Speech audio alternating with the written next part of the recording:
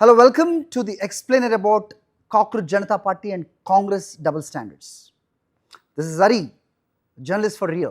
ఢిల్లీలో స్టూడెంట్స్ ఒక ఆవేదన, కానీ కాంగ్రెస్ పార్టీది ఒక రాజకీయ ఎజెండాలా కనిపిస్తోంది. జూలై 20న స్టూడెంట్స్ కాక్రోచ్ జనతా పార్టీ కలిసి చలో పార్లమెంట్, చలో సంసద్ అంటూ శాంతియుతంగా ఉద్యమిస్తే, కాంగ్రెస్ మాత్రం మరుసటి రోజు తన సొంత జెండాలతో ప్రధాని ఇంటి దగ్గర ప్రత్యక్షమైంది.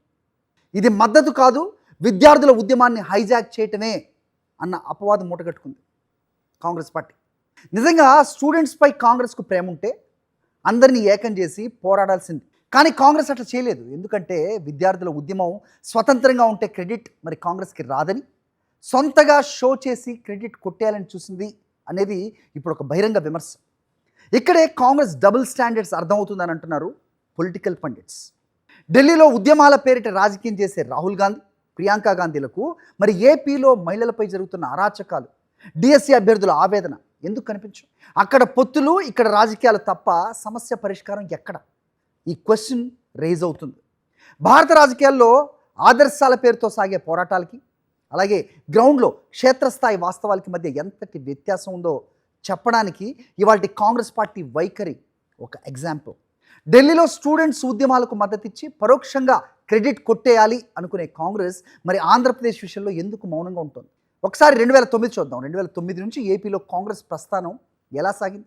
ఈ ప్రశ్నలు ఇవాళ ప్రజల మదిలో మెదులుతున్నాయి. 2009లో వైఎస్ రాజశేఖర రెడ్డి అకాల మరణం కాంగ్రెస్ పార్టీకి ఒక పెద్ద శూన్యాన్ని మిగిల్చింది, a big vacuum.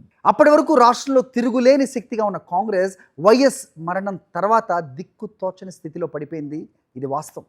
At the same time పార్టీలో మొదలైన అంతర్గత కలహాలు, అధిష్టానం వైఖరి ఆంధ్రప్రదేశ్ రాజకీయాలను పూర్తిగా మార్చేసాయి.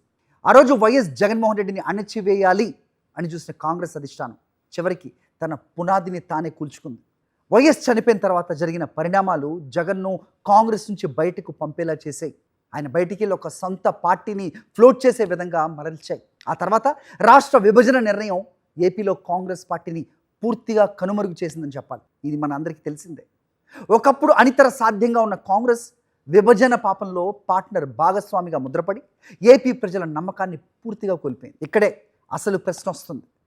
రాహుల్ గాంధీ, ప్రియాంక గాంధీలు దేశవ్యాప్తంగా నిరసనలకు మద్దతిస్తారు. ఎక్కడ అన్యాయం జరిగితే అక్కడికి వెళ్తూ ఉంటారు. తాజాగా ఢిల్లీలో స్టూడెంట్స్ నిరసనలకు కాంగ్రెస్ మద్దతు కూడా ప్రకటించింది, బట్ ఇండైరెక్ట్లీ.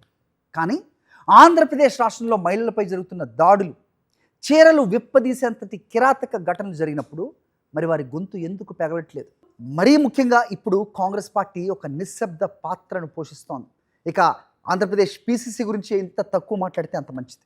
దీనికి కారణం పొత్తుల రాజకీయాల, లేక ఒక వర్గాన్ని కాపాడుకుంటూ ఇంకో వర్గాన్ని పక్కన పెట్టేసే ఒక వ్యూహం, ఓ స్ట్రాటజీయా?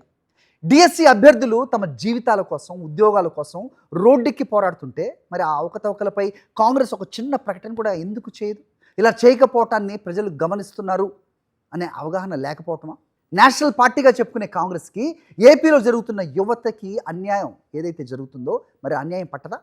లేక ఏపీలోని రాజకీయ సమీకరణాల్లో కాంగ్రెస్ పాత్ర కేవలం ఎవరికో ఒకరికి మద్దతు ఇవ్వటం లేదా ఎవరినో ఓడించడం కోసమేనా? ఇది నేను అడగటం కాదు, ఆంధ్రప్రదేశ్ ప్రజలు అడుగుతున్నారు. కాంగ్రెస్ పార్టీ ఈరోజు తన ఉనికిని కోల్పోవడానికి ప్రధాన కారణం ఈ డబుల్ స్టాండర్డ్స్ అంటున్నారు పొలిటికల్ పండిట్స్. ఢిల్లీలో ఒక రకం, ఏపీలో మరో రకం రాజకీయం. ఓట్ చోరీ అంశంలో కూడా కాంగ్రెస్ అవలంబించిన ఈ తీరు విమర్శలకు దారితీసింది. ఓట్ చోరీ అంటూ మొత్తం దేశమంతా బలపం పెట్టుకుని తిరిగిన రాహుల్ గాంధీ మరి ఆంధ్రప్రదేశ్లో ఎందుకు నోరు విప్పలేదు? ముఖ్యంగా నేషనల్ మీడియా అవ్వచ్చు, స్టాటిస్టిక్స్తో సహా, టైమింగ్తో సహా ఈ రకంగా జరిగింది అనేది సాక్ష్యాధారాలతో సహా బయటపెట్టినా మరి ఆంధ్రప్రదేశ్ అంశం రాహుల్ గాంధీకి ఎందుకు కనిపించదు? ప్రశ్నించే గొంతుకగా ఎదగాల్సిన చోట మౌనంగా ఉండటం, ప్రజల సమస్యల కంటే పొలిటికల్ మైలేజ్ కోసమే పాకులాటం. రాహుల్ గాంధీ ప్రజాస్వామ్యం గురించి మాట్లాడుతున్నప్పుడు ఏపీలో ప్రజాస్వామ్య విలువలు దెబ్బతింటున్న ఘటనలపై ఆయన ఎందుకు స్పందించడు? ఒకవేళ ఏపీలో తమకి ఓటు బ్యాంక్ లేదనే నిర్లక్ష్యమా? అంటే అది పెంచుకోవాలి అనే ఒక మినిమం పొలిటికల్ పార్టీకి ఉండాల్సిన ఏదైతే టార్గెట్ ఉంటుందో మరి అది లేదా? ఎందుకు లేదు? లేకపోయినట్టయితే కనుక అక్కడ రాజకీయ పార్టీలతో తమకు లోపాయకారిగా ఉన్న స్నేహబంధమా, ఆర్ ఏపీలోని అధికార పార్టీతోటి ఉన్న ఒప్పందమా? ఈ అనుమానాలు ప్రజలకు చాలా బలంగా ఉన్నాయి. రాజకీయాలంటే కేవలం వ్యతిరేకతను ప్రదర్శించడం మాత్రమే కాదు. It is not just about expressing the dissent. సమస్యల మీద నిలబడాలి. కానీ కాంగ్రెస్ ఈరోజు ఏపీలో ఏ పరిస్థితిని ఎదుర్కొంటుందంటే ప్రజలకి వాడి మీద కనీస నమ్మకం కూడా లేని పరిస్థితి. కాక్రోచ్ జనతా పార్టీ పోరాడుతున్న ఆ ఉద్యమంలో భాగస్వామిగా ఉండాల్సింది పోయి తమ పొలిటికల్ గ్రాఫ్ పెంచుకోవటం కోసం సైడ్ అయ్యి ఇన్సైడ్ డ్రామాలు ఆడటం కాంగ్రెస్ పార్టీ భవిష్యత్తును చాలా ప్రమాదంలో పడేయటం ఖాయం అనేది పొలిటికల్ ఎక్స్పర్ట్స్ మాట. నిజమైన ప్రజాస్వామ్య పోరాటం చేయాలంటే ఏపీలో కూడా తనదైన గొంతుకను ఎత్తి బాధితులకు అండగా నిలబడాలి. లేదంటే ఈ డబుల్ స్టాండర్డ్స్ వల్ల ప్రజల నుంచి హస్తం పార్టీ మరింత దూరం కావాల్సిందే.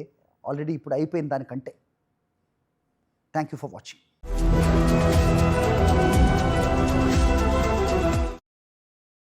మరిన్ని అప్డేట్స్ కోసం ఛానల్ను సబ్స్క్రైబ్ చేయండి. నోటిఫికేషన్స్ కోసం బెల్ ఐకాన్ పై క్లిక్ చేయండి.